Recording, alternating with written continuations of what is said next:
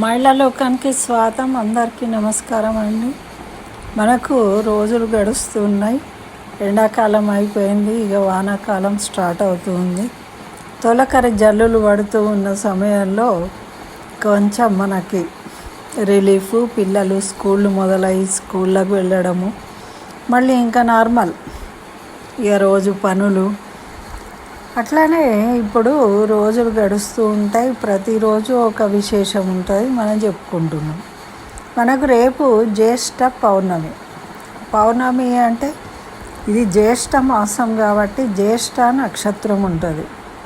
జ్యేష్ఠ నక్షత్రము, సోమవారము, పౌర్ణమి. చూడండి ఎంత విశేషం మనం చెప్పుకుంటాము. సోమవారము అంటే చంద్రుడు అధిపతి ఉంటాడు, సోముడు అధిపతి.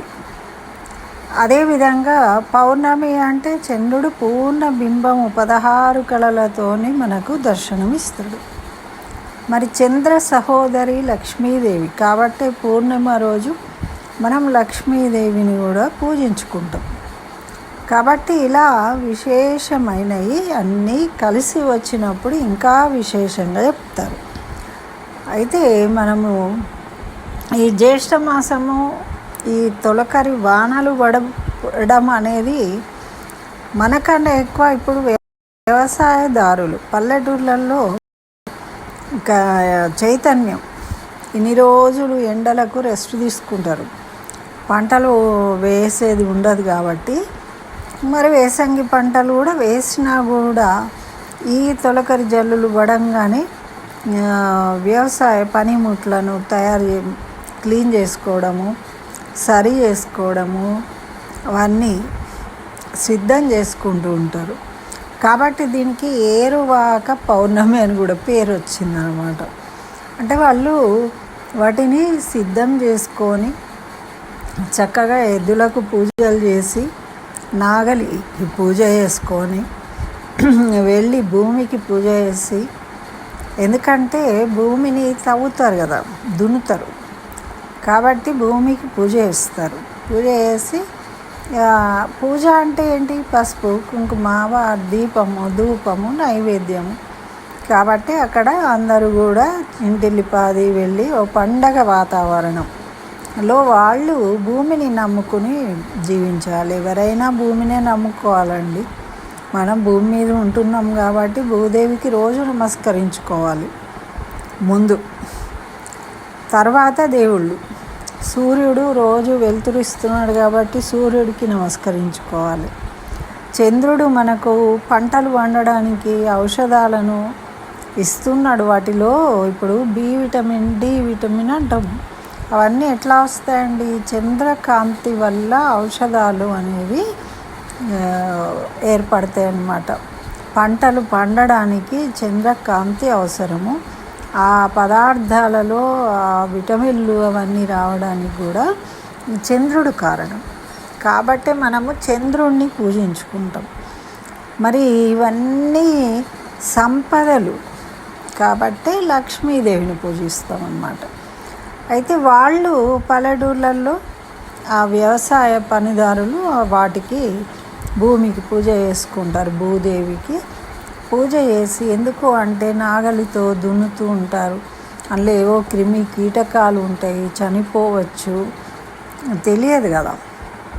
కాబట్టి అమ్మ తల్లి మా తప్పులను క్షమించు, మేము నిన్ను ఇలా తవ్వుతూ ఉన్నాం కాబట్టి అని చెప్పి కృతజ్ఞతాపూర్వకంగా అమ్మవారిని నమస్కరించి అనుగ్రహం తీసుకొని ఆశీర్వాదం తీసుకొని అప్పుడు పనులు మొదలు పెడతారన్నమాట. అయితే మనకు తెలుసు పౌర్ణమి అంటే మనం వ్యవసాయం చేయకపోయినా కూడా మన ఇళ్ళల్లో ఉన్న వస్తువులను కొంచెం ఇక్కడ అక్కడ ఎప్పుడూ దుమ్ము పట్టిపోతూ ఉంటాయి, ఒకటే చోట కదలకుండా ఉంటాయి. ఇప్పుడు చూడండి, ఒక మిషన్ అయినా మనం వాడకపోతే అది తుప్పు పట్టిపోతుంది, పని చేయదు. అట్లానే కొన్ని వస్తువులు ఏడాదికి ఉంటాయి, మనం ఎన్నడూ ఉపయోగించకుండా పడి ఉంటూ ఉంటాయి, దుమ్ము పట్టిపోయి ఉంటూ ఉంటాయి. అట్లా ఉంచుకోకూడదు. అది నెగటివ్ ఎనర్జీ అనేది ఫామ్ అవుతుంది అన్నమాట ఇంట్లో. అట్లా ఉంచకుండా వాటిని ఏం చేయాలి అంటే కాస్త ప్లేసు మారుస్తూ ఉండాలట. ప్రతి పౌర్ణమికి మనము కొన్ని వస్తువులను చక్కగా తుడిచి వాటిని ఆ ప్లేసుకు కొంచెం అటుగానో ఇటుగానో మన అనుకూలతను బట్టి మార్చుకుంటూ ఉండాలి. ఎప్పుడు ఒకటేలాగా ఉంచకూడదన్నమాట. కాబట్టే ప్రతి వారం చేసుకోవాలి అని చెప్తారు. కనీసం మనం పౌర్ణమి రోజైనా పౌర్ణమికి ముందు రోజైనా ఈ పని చేసుకోవాలి. కొంచెం డబ్బాలు కిచెన్ అంటే ఏంటండి, మనకున్నదంతా మన జీవితం అంతా కిచెన్ మీద ఆధారపడి ఉంటుంది. దైవం దగ్గర పోతే ఎన్ని వస్తువులు ఉంటాయి, అవన్నీ కూడా మనము ప్రతి పౌర్ణమి ముందు కొంచెం అటు ఇటు మార్చుకుంటూ ఉండాలన్నమాట. దేవుళ్ళను మార్చకపోయినా కనీసము మనం పెట్టే వస్తువులను అలా మార్చడం వల్ల ఏమవుతుంది అంటే కొత్త ఎనర్జీ. ఇప్పుడు మన ఇంటికి ఎవరైనా కొత్తగా వచ్చిందనుకోండి, మనకు ఉత్సాహం కలుగుతుంది. మన ఇంట్లో ఏమైనా ఫంక్షన్ అయిందనుకోండి, మనం యాక్టివ్గా పనిచేస్తాం. అప్పటి వరకు నిద్రమతులు ఉన్నా కూడా లేచి చకచక మన శ్రమను మర్చిపోయి పనిచేస్తాం ఆనందంతో. అట్లానే ఇప్పుడు వాటి ప్లేస్ మారడం వల్ల కూడా మనకు కొన్ని వాస్తు ప్రకారం చెప్తూ ఉంటారు కదా, ఇది ఈ దిక్కులో పెట్టండి, అది ఆ దిక్కులో. ఎందుకండి? ఇదే కారణం. అందుకే మన పెద్దలు ఏం చెప్పిండ్రు అంటే వాస్తు తెలుసుకుని చేయడం అనేది అందరూ చేయలేరు, శాస్త్రము అందరికి తెలియదు. కాబట్టి ఇంట్లో ఎన్నో వస్తువులు ఉంటాయి, కొన్ని మాత్రమే వాళ్ళు చెప్తారు. కాబట్టి ప్రతి పౌర్ణమికి ఆ వస్తువుల ప్లేసులు మార్చాలి అని చెప్తారనమాట. ఊరికే అక్కడే ఉంచకుండా సేమ్ ప్లేస్లో ఓ డబ్బా ఇటు పెట్టేది అటు పెట్టేది ఇటు ఇట్లా మారుస్తూ ఉండాలన్నమాట. కిచెన్లో కూడా, దేవుడి దగ్గర, మన షెల్ఫ్లలో, ఎక్కడైనా కూడా ఒకే రకంగా. అంటే వాడుతూ ఉంటే పర్వాలేదు, వాడుతూ ఉంటాం, రోజు తీస్తూ ఉంటాం, మళ్ళీ పెడుతూ ఉంటాం. కానీ వాడని వస్తువులు మాత్రము అలాగే ఉంచకూడదు. ఎందుకంటే విలువైనవి ఉంటాయి, రోజు వాడము, నెలకోసారి వాడతాము, లేకుంటే ఏడాది పొడుగునా ఒకసారి వాడము. కానీ మనకు అవసరం కోసం ఉంచుకుంటాం. కాబట్టి మనం అలా కదిలించడం వల్ల వాటిలో చైతన్య శక్తి కలుగుతుంది. లేకపోతే ఏమవుతుంది, అది మొత్తము నెగటివ్ ఎనర్జీగా మారిపోతుంది. కాబట్టి ఆ పని చేసి మనం పౌర్ణమి కాబట్టి సోమవారము, కొంతమంది సోమవారం ఒక్క పొద్దు ఉండేవాళ్ళు ప్రదోష వ్రతాన్ని చేస్తారు, శివుడికి పూజించుకుంటారు కదా. మరి మనము స్త్రీలు సాయంత్రము చక్కగా చంద్రదర్శనం చేసుకోవాలి, అమ్మవారి స్తోత్రాలు చదువుకోవాలి, అమ్మవారి ముందు నెయ్యి దీపం వెలిగించాలి. అయితే ఈసారి మనకు సోమవారము పౌర్ణమి కలిసి వచ్చింది కాబట్టి ఒక తెల్లని వస్త్రాన్ని తీసుకొని ఆ అమ్మవారి ముందు ఉంచి నమస్కరించుకొని చక్కగా అందులో గవ్వలు మనము 5-7 గవ్వలను అందులో ఉంచి పూజించాలి. గవ్వలు అనేది కూడా మనకు లక్ష్మీ స్వరూపంగా భావిస్తారు. అయితే ఆ విధంగా ఉంచి లక్ష్మీ అష్టోత్తరాలతోని మనం అమ్మవారిని పూజించుకొని చక్కగా ఏదైనా పాయసము నివేదించి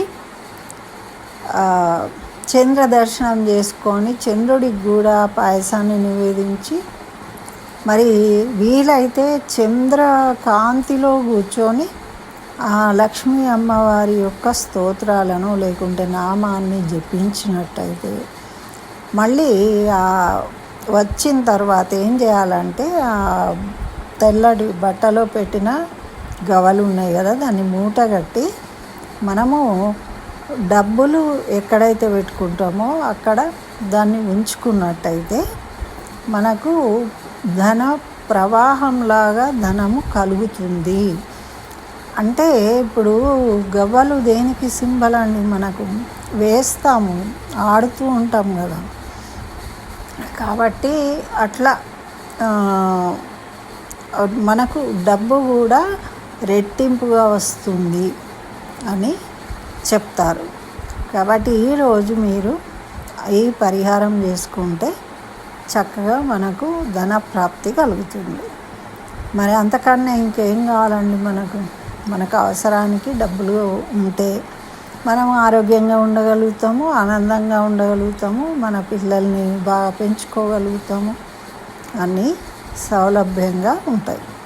కాబట్టి ఈ పౌర్ణమికి ఈ విధంగా లక్ష్మిని ఆరాధిద్దాం, అమ్మవారి అనుగ్రహాన్ని పొందుదాం. స్వస్తి. సర్వం శ్రీకృష్ణ చరణారవిందార్పణమస్తు.